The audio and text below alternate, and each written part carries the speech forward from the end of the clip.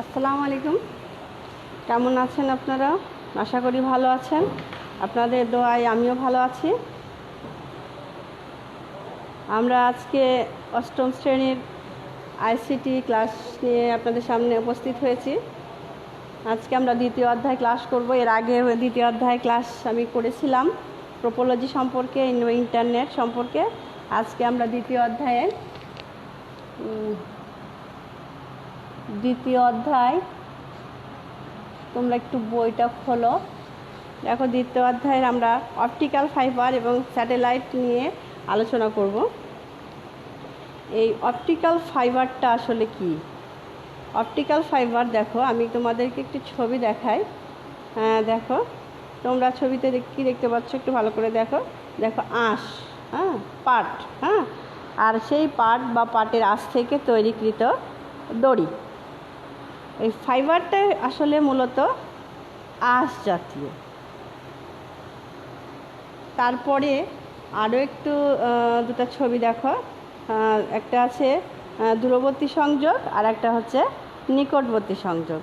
এই অপটিক্যাল ফাইবারটা হচ্ছে একটি সূক্ষ্ম কাচের তন্তু, যা আমাদেরকে দূরবর্তী এবং নিকটবর্তী যাবতীয় তথ্যগুলো আদান প্রদান করতে সহযোগিতা করে থাকে। সেটাই হচ্ছে এই অপটিক্যাল ফাইবার। এই যে এটা, এই বড় ছবিটা দেখো, এটাই হচ্ছে অপটিক্যাল ফাইবার, সূক্ষ্ম কাচের তন্তু, যা সেকেন্ডে হাজার হাজার তথ্য আদান প্রদান করতে পারে। গ্রহ উপগ্রহ থেকে তোমার এক দেশ থেকে অন্য দেশ সব জায়গাতে এটা তোমার আদান প্রদান করা সম্ভব। সূক্ষ্ম সেই কাচের তন্তু আঁশযুক্ত, এটাই হচ্ছে অপটিক্যাল ফাইবার। এই অপটিক্যাল ফাইবার নিয়ে আমরা আলোচনা করব। অপটিক্যাল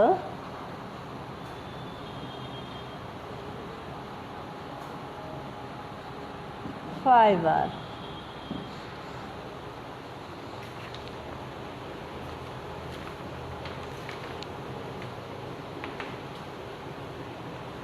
এই অপটিক্যাল ফাইবারটা দেখো, এই অপটিক্যাল ফাইবারের বৈশিষ্ট্য কী বা অপটিক্যাল ফাইবারটা কি? এই অপটিক্যাল ফাইবারটা হচ্ছে, অপটিক্যাল ফাইবার হলো ডাই ইলেকট্রনিক পদার্থ দিয়ে তৈরি। এই অপটিক্যাল ফাইবারটা হচ্ছে ডাই ইলেকট্রনিক পদার্থ দিয়ে তৈরি। এক ধরনের আঁশ, এটা একটি এক ধরনের আঁশ যা সক্ষম হচ্ছে আলো নিবন্ধকরণ এবং পরিবহনে। তাহলে অপটিক্যাল ফাইবারটা কি দেখলাম? একটি সূক্ষ্ম কাচের তন্তু, যা কি করে, যা ড্রাই ইলেকট্রনিক পদার্থ দিয়ে তৈরি। এটা এক ধরনের আঁশ। এটা কি করতে সক্ষম হচ্ছে? যে আলো নিবন্ধকরণ এবং পরিবহনে সহায়তা করে থাকে এই অপটিক্যাল ফাইবার। তাহলে আমি এটা বোর্ডে লিখি, তোমরা একটু লিখে নাও।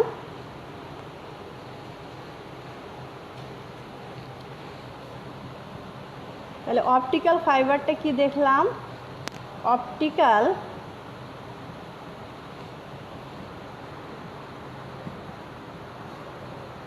অপটিক্যাল ফাইবার হলো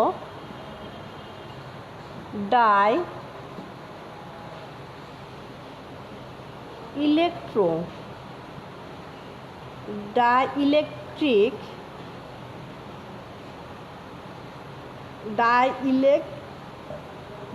পদার্থ দিয়ে তৈরি।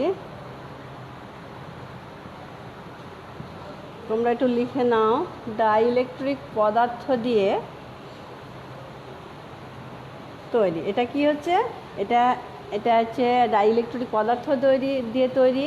এটা এক ধরনের আঁশ। এটা হচ্ছে এক ধরনের আঁশ। তারপর এটা কি করতে সক্ষম? এটি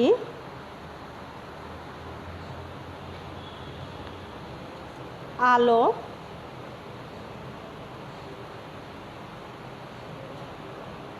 নিবন্ধকরণ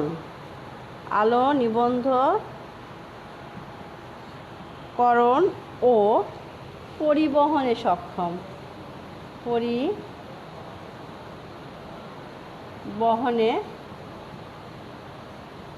সক্ষম। তাহলে দেখছি এটা হচ্ছে একটি সূক্ষ্ম কাচের তন্তু, যেটা কি করছে, সেকেন্ডে হাজার হাজার তথ্য আদান প্রদান করতে সহযোগিতা করে। এটা হচ্ছে তোমার কি দিয়ে, এটা হচ্ছে ডাইইলেকট্রনিক পদার্থ দিয়ে তৈরি। তারপর এটা এক ধরনের আঁশ জাতীয় আঁশ, এই আঁশ, আর এটা হচ্ছে আলো নিবন্ধকরণ ও পরিবহনে সক্ষম। আরও একটা আছে, এটা উপরে লিখি, এটা লিখে নাও।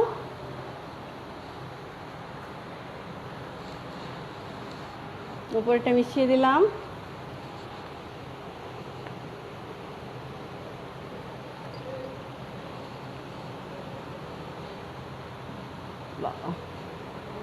এটা হচ্ছে ভিন্ন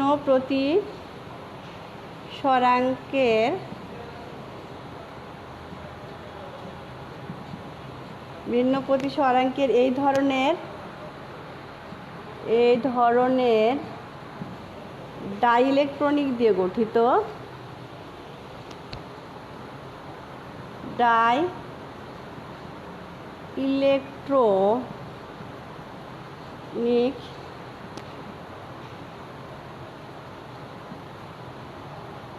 দিয়ে গঠিত, এই যে ডাইইলেকট্রনিক দিয়ে গঠিত এই ছবিটা দেখো, এই যে আমার আঙ্গুলের পাশে এই ছবিটা, এটা হচ্ছে ভিন্ন প্রতিসরাঙ্কের এক ধরনের ডাইইলেকট্রনিক দিয়ে গঠিত এই অপটিক্যাল ফাইবার। একটু ভালো করে দেখো ছবিটা। আমরা তাহলে দেখলাম অপটিক্যাল ফাইবারটা ছিল কি, সূক্ষ্ম কাচের তন্তু। এটা কি করে, তথ্য আদান প্রদানে সহযোগিতা করে থাকে। আমরা গ্রহ উপগ্রহ খবরগুলো কোথায় পাই? স্যাটেলাইটের মাধ্যমে, তাই না? আর এই স্যাটেলাইটগুলো কোথায় থাকে? মহাশূন্যে, মহাকাশে। কিন্তু একটা মজার জিনিস দেখেছো, এই মহাশূন্যে স্যাটেলাইটগুলো স্থাপনের জন্য বা সেখানে রাখার জন্য কোনো প্রকার পদার্থ বা জ্বালানি ব্যবহার করা হয় না। তাহলে কিভাবে সেখানে থাকে ভাসমান অবস্থায়? এটা হচ্ছে পৃথিবীর মধ্যাকর্ষণ শক্তির ফলেই এগুলা সেখানে রাখা সম্ভব। আমাদের বাংলাদেশে স্যাটেলাইট তৈরি করেছে না, স্যাটেলাইট 1, বঙ্গবন্ধু স্যাটেলাইট 1 কত সালে করেছিল? এটা 1918 সালের 12 তারিখটা আমার ঠিক মনে পড়ছে না, তবে বাংলাদেশেও আমাদের একটা স্যাটেলাইট তৈরি করেছে, যেটার নাম হচ্ছে বঙ্গবন্ধু 1 স্যাটেলাইট। আমরা অপটিক্যাল ফাইবারের কিছু বৈশিষ্ট্য আমরা দেখব, যে অপটিক্যাল ফাইবারের একটু বৈশিষ্ট্য। এই বৈশিষ্ট্যটা হচ্ছে এটি ইলেকট্রনিক্যাল সিগন্যালের পরিবর্তে ট্রান্সমিট করে। এটা ইলেকট্রনিক সিগন্যালের পরিবর্তে দূর থেকে দূরবর্তী স্থান থেকে কী করছে, ট্রান্সমিটের মাধ্যমে তথ্যগুলো আমাদের কাছে পৌঁছে দিচ্ছে। আলোক বা লাইট সিগন্যাল, এটা আলো বা লাইট সিগন্যালের মাধ্যমে। আমরা বৈশিষ্ট্যগুলো একটু লিখি। অপটিক্যাল ফাইবারের বৈশিষ্ট্য, অপটিক্যাল ফাইবারের বৈশিষ্ট্য, এটি কি করছে দেখো, এটি ইলেকট্রিক্যাল সিগন্যালের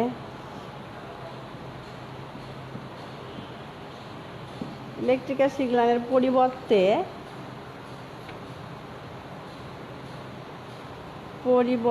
সেটা কি করছে, ট্রান্সমিট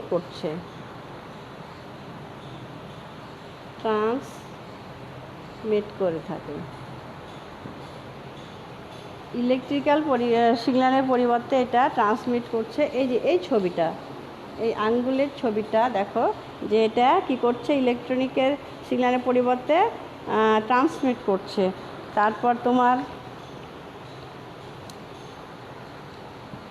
আরও বৈশিষ্ট্য আছে, এতে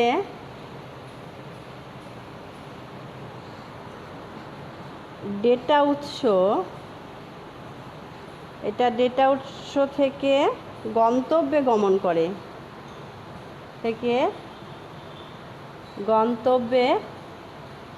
গমন করে। তাহলে এটা কি করছে, ডেটা উৎস থেকে গন্তব্যে তথ্যগুলো গমন করছে। আরও একটা বৈশিষ্ট্য লিখি, তোমরা লিখে নাও। আলোকের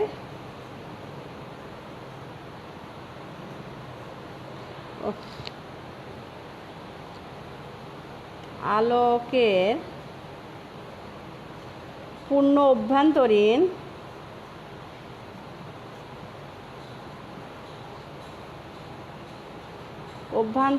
প্রতিফলন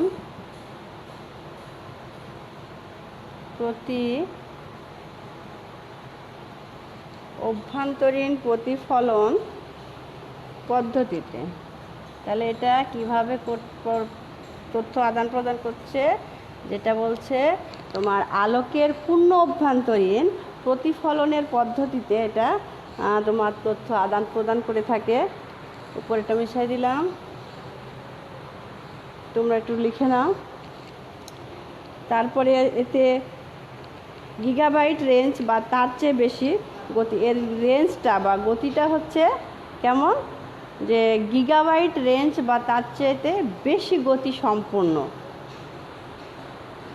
মানে ডেটা চলাচল করতে পারে। এর মাধ্যমে গিগাবাইট রেঞ্জ বা তার চাইতে বেশি গতি সম্পন্ন ডেটা এর মাধ্যম দিয়ে চলাচল করতে পারে। তারপর তোমার ফাইবার অপটিক কেবল অধিক ব্যবহৃত হয়। সেই ফাইবার অপটিক কেবলটা দেখো, যেটা এই ফাইবার অপটিক কেবলটা আমরা বেশি ব্যবহার করে থাকি। আমরা তথ্য আদান প্রদানে অপটিক্যাল ফাইবার, এই ফাইবার অপটিক কেবলটাই বেশি ব্যবহার করে থাকি। এই ছিল তোমার অপটিক্যাল ফাইবারের বৈশিষ্ট্য। আমরা শুনলাম, দেখলাম। আমরা ক্লাস যেগুলো করছি সেগুলা শিটগুলো আমাদের স্কুল থেকে অবশ্যই তোমরা নিয়ে যাবা। শুধু ক্লাস দেখলেই হবে না, পাশাপাশি কি হার্ড কপি এবং সফট কপি দুটোই যদি আমাদের থাকে, তাহলে কি আমি কি শুনলাম, ম্যাডাম কি বললো, সেটা হয়তো সঠিকটা শুনতে পাইনি বা পরিষ্কার বুঝতে পারিনি, তখন আমরা কি করব, আমরা এই হার্ড কপিটা যদি থাকে আমাদের কাছে, তাহলে আমরা বোঝাটা খুব সহজ হয়ে যাবে। কাজে আমরা লেকচার শিটগুলো স্কুল থেকে দিচ্ছি, অবশ্যই তোমরা স্কুলে এসে নিয়ে যাবে বা গার্জেনদেরকে পাঠাবে। এই অপটিক্যাল ফাইবারের কিছু সুবিধা আছে। এই অপটিক্যাল ফাইবারের সুবিধা দেখো, সুবিধাটা বলছে যে অপটিক্যাল ফাইবার যে আলোতে সিগন্যাল হিসাবে পাঠানো হয় তার নামটা হচ্ছে তোমার যে স্যাটেলাইট। অপটিক্যাল ফাইবার কি পদ্ধতিতে কাজ করে বা এই ধরনের প্রশ্নগুলো আসতে পারে, যে সে অপটিক্যাল ফাইবারগুলা কী ধরনের কাজ করে থাকে, এর সিগন্যালগুলো কিভাবে পাঠানো হয় বা এর সুবিধাগুলো কি কি, এ ধরনের কিছু প্রশ্ন আমাদের থাকতে পারে।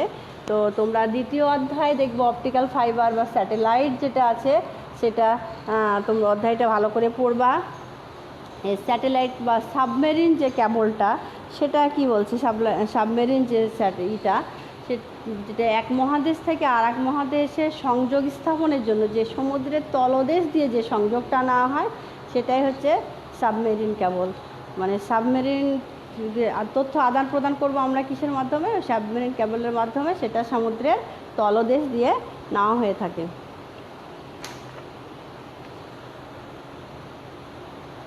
তা আমাদের এই অপটিক্যাল ফাইবারের উপর অনেকগুলো প্রশ্ন হতে পারে।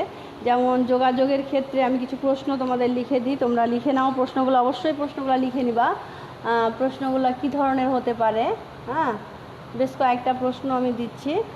যেমন যোগাযোগের ক্ষেত্রে অপটিক্যাল ফাইবার ও স্যাটেলাইটের গুরুত্ব বর্ণনা করো।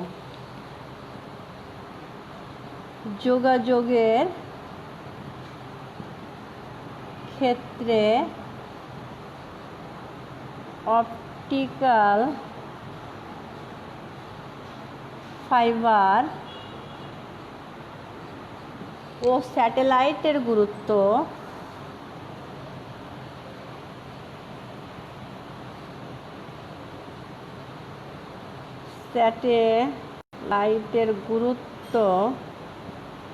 বর্ণনা করো।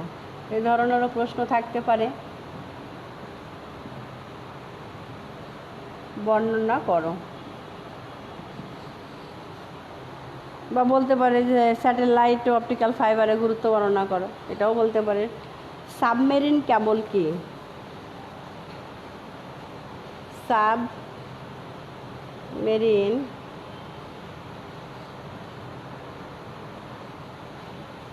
কেবল কি? কম্পিউটারের অবস্থানের উপর ভিত্তি করে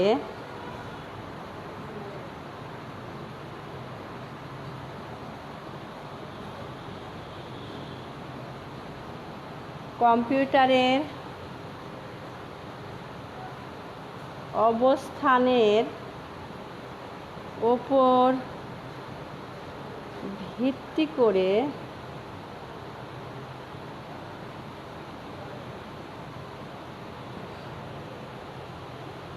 নেটওয়ার্কে কী ভাগে ভাগ করা হয়েছে? অবস্থানের উপর ভিত্তি করে এই কম্পিউটার নেটওয়ার্কে,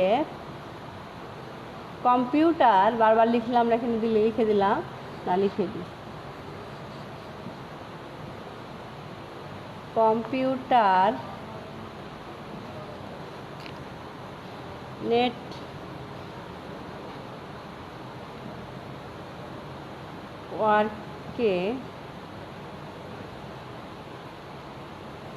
কি ভাগে ভাগ করা হয়েছে, এ ধরনেরও প্রশ্ন থাকতে পারে।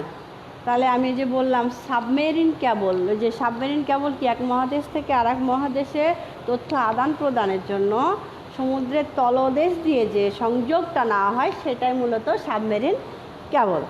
আর কম্পিউটারের অবস্থানের উপর ভিত্তি করে কম্পিউটার নেটওয়ার্কে কী ভাগে ভাগ করা হয়েছে? আসলে কম্পিউটার নেটওয়ার্কে 4টি ভাগে ভাগ করা হয়েছে। একটা LAN, man, PAN, one. Land, প্রশ্নগুলো তুলে নিয়েছো? আমি এর আগে ক্লাসে মনে হয় বলেছিলাম ল্যান্ড, যেটা ল্যান্ড লোকাল এরিয়া নেটওয়ার্ক, নিকটবর্তী স্থানে যে যোগাযোগটা বা সংযোগটা তথ্য আদান প্রদানের সেটাকেই বলা হয় ল্যান্ড। প্যান, প্যানটা কি? পার্সোনাল যোগাযোগ, পার্সোনাল যোগাযোগের যে পদ্ধতিটা বা নেটওয়ার্কের সংযোগের পদ্ধতি সেটাই হচ্ছে প্যান, পার্সোনাল এরিয়া নেটওয়ার্ক। আর কি বললাম? ম্যান, মেট্রোপলিটন এরিয়া নেটওয়ার্ক, সেটা হচ্ছে যে সকল এলাকায় মেট্রোপলিটন আছে সেই মেট্রোপলিটন এলাকায় শুধুমাত্র এই নেটের সংযোগটা স্থাপন করা হয়, সেটাই হচ্ছে মেট্রোপলিটন এরিয়া নেটওয়ার্ক। আর একটা ছিল কি? ওয়ান। ওয়ানটা কি? ওয়াইড এরিয়া নেটওয়ার্ক, যেটা সারা বিশ্বের মধ্যে যে নেটওয়ার্কের সংযোগটা সেটাই মূলত ওয়ান। তাহলে আমরা এখানে দেখলাম যে সাবমেরিন কেবলটা কি? সাবমেরিন কেবলটা হচ্ছে এক মহাদেশ থেকে আর এক মহাদেশে তথ্য আদান প্রদানের জন্য যে সংযোগ পদ্ধতিটা সমুদ্রের তলদেশ দিয়ে নেওয়া হয় সেটাই হচ্ছে সাবমেরিন কেবল। আর কম্পিউটারের অবস্থানের উপর ভিত্তি করে কম্পিউটার নেটওয়ার্কে 4টি ভাগে ভাগ করা হয়েছে। একটা হচ্ছে কি? ল্যান্ড, ম্যান, প্যান, ওয়ান। Local area network, metropolitan area network, personal area network, আর একটা ওয়ার্ল্ড ওয়াইড এরিয়া নেটওয়ার্ক, সারা বিশ্বের মধ্যে যে নেটওয়ার্কের সংযোগ স্থাপন সেটা। আরও প্রশ্ন আছে?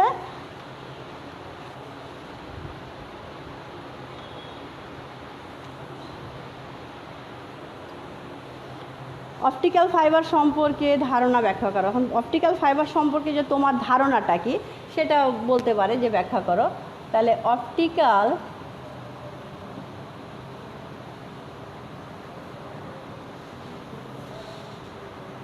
ফাইবার সম্পর্কে তোমার ধারণা ব্যাখ্যা করো। এ ধরনেরও প্রশ্ন থাকতে পারে। তাহলে কি বলছে যে অপটিক্যাল ফাইবার সম্পর্কে তুমি যে ধারণাটা পেয়েছো সেটা তোমার জ্ঞানে সেটা ব্যাখ্যা করবে।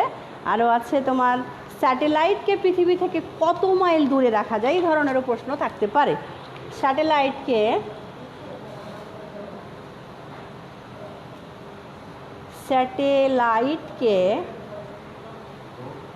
লাইটকে স্যাটেলাইটকে পৃথিবী থেকে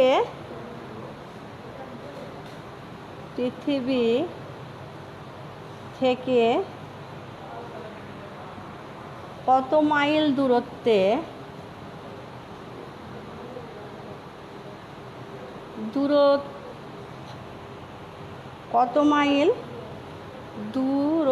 রাখা যায়? হ্যাঁ, দূরত্বে রাখা হয় বা যায়, হ্যাঁ রাখা যায়। তাহলে স্যাটেলাইটকে পৃথিবী থেকে কত মাইল দূরত্বে রাখা যায় যদি বলা হয়, তাহলে আনুমানিক 22,000 মাইল দূরত্বে রাখা যায় পৃথিবী থেকে কাকে? স্যাটেলাইটকে। মহাকাশ, তারপরে আমরা আরও একটা প্রশ্ন দেখতে পারি, স্যাটেলাইটকে মহাকাশে রাখার জন্য স্যাটেলাইটকে মহাকাশে রাখার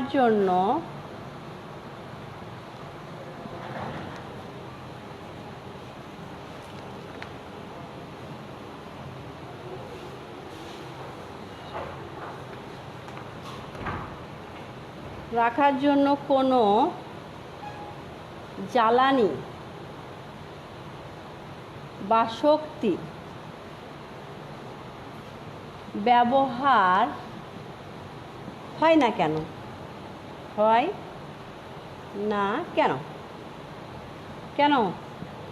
তুমি যদি মহাকাশে যাও তাহলে কি হবে জানো? তুমিও শূন্যের পরে ভেসে বেড়াবে। যেমন স্টিফেন হকিন্সের নাম শুনেছো? তিনি তো কী ছিল? একেবারেই পঙ্গু ছিল, তাই না? এই স্টিফেন হকিন্সও মহাকাশে শূন্যের পরে ভেসে বেরিয়েছে। হ্যাঁ, যিনি কী করেছে? সারা বিশ্বটাকে আবিষ্কার করেছে, যে নাকি সৃষ্টিকর্তাকে খোঁজার রহস্যে সারাটা জীবনটা কাটিয়ে গেল, তাই না?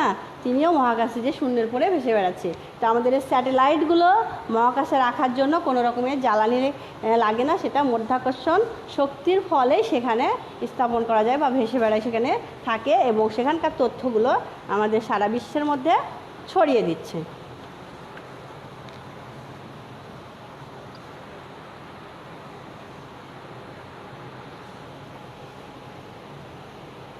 তারপরে থাকতে পারে অপটিক্যাল ফাইবারের বৈশিষ্ট্য বর্ণনা করো, তাই না? এটা বললাম এর আগে, অপটিক্যাল ফাইবারের বৈশিষ্ট্যগুলো কিছু দেখালাম। হ্যাঁ, তাহলে আমরা আজকে কী দেখলাম? অপটিক্যাল ফাইবার দেখলাম, স্যাটেলাইট দেখলাম, তারপরে সাবমেরিন কেবল দেখলাম, কম্পিউটার নেটওয়ার্কে কত ভাগে ভাগ করেছে, যেগুলো আমরা পড়লাম সেগুলো আশা করি মনে আছে তোমাদের। এবং আমি সেই অপটিক্যাল ফাইবারের কিছু ছবি তোমাদেরকে দেখিয়েছিলাম। হ্যাঁ, যে সেটা একটা আঁশ, হ্যাঁ আঁশ জাতীয়, তার সূক্ষ্ম কাচের তন্তু, সেটা কি করছে? সেকেন্ডের মধ্যে হাজার হাজার কোটি কোটি সংবাদ আদান প্রদান করে থাকছে। আমরা এই অধ্যায়টা একটু ভালো করে পড়বো মনোযোগ সহকারে। আর যে বললাম, যারা তোমরা অনলাইনে দেখছো এবং যারা দেখছো না, তাদেরকে অবশ্যই উৎসাহ যোগাবা, যেটা তারা যাতে দেখে। আর আমাদের বিশেষ করে আমাদের স্টুডেন্টদেরকে বলছি, তোমরা স্কুলে এসে লেকচার শিটগুলো নিয়ে যাও, বাসায় বসে না থেকে মাস পড়ে স্বাস্থ্যবিধি মেনে চলে তোমরা নিজে আসো, কিংবা গার্জেনদেরকে পাঠিয়ে লেকচার শিটগুলো নিয়ে যে বাসায় পড়াশোনা করো, একেবারেই বসে থেকো না। আর পড়াশোনার পাশাপাশি কি করবে? তোমাদের কিছু কায়িক শ্রম করতে হবে, ঘরে বসে থেকে কিছু শারীরিক ব্যায়ামগুলো করতে হবে। দেখা যাচ্ছে খোলা জায়গা নাই, ঘরের ভেতরে বা ডাইনিংয়ে বা ছাদে হালকা জায়গায় একটু সাইকেল চালালা বা একটু খেললা বাবা মাকে সাথে নিয়ে, বা একটু খোলা জায়গায় ঘুরলা। হ্যাঁ, একেবারে মোবাইল, কম্পিউটার, ল্যাপটপের মধ্যে মুখ গুজে বসে থাকবে না। তাহলে আমি বাড়ির কাজ দিচ্ছি, তোমরা বাড়ির কাজটা তুলে নাও।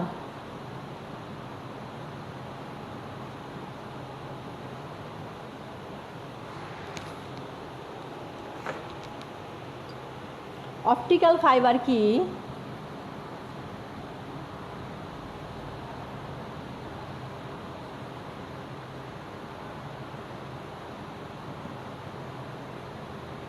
অপটিক্যাল ফাইবার কি? স্যাটেলাইট আর অপটিক্যাল ফাইবারের গুরুত্ব বর্ণনা করো। স্যাটেলাইট ও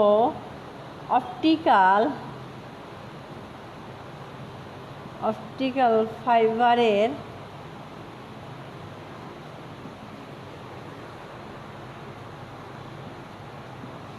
গুরুত্ব বর্ণনা করো। আমি অবশ্য বলেছি তোমাদের আলোচনায়, তারপরও তোমরা পড়বে, পড়ার পরে লিখবে।